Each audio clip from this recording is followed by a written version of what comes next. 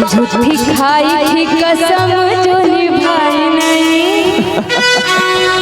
कि झूठी खाई थी कसम जो निभाई नहीं, काटी रात मैंने खेतों में तू आई नहीं, काटी रात मैंने खेतों में तू आई नहीं, झूठी खाई थी कसम जो निभाई नहीं, खाई थी कसम जो निभाई नहीं, काटी रात मैंने खेतों में तू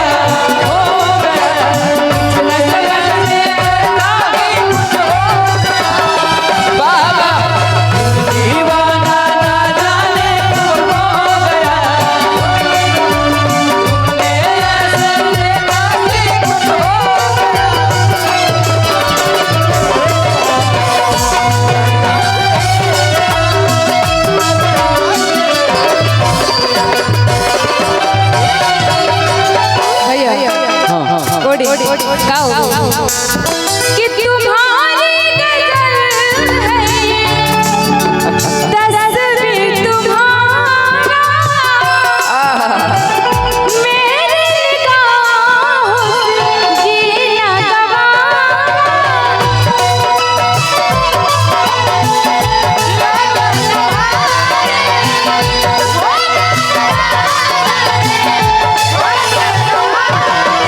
तुम्हारी गजल है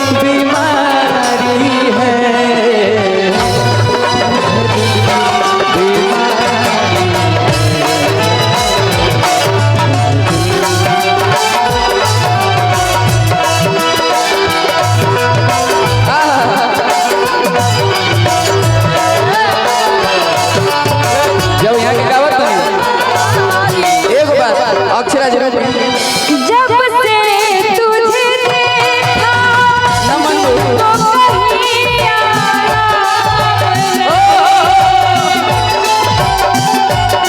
मेरे होठों पे तेरे सिवा कोई नाम नहीं। भैया धीरे धीरे से मेरी जिंदगी में आना,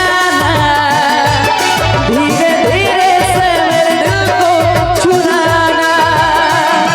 तुमसे प्यार है कितना जाने जाना, तुमसे मिलकर है हम बताना। एगो बात कॉल जा भैया,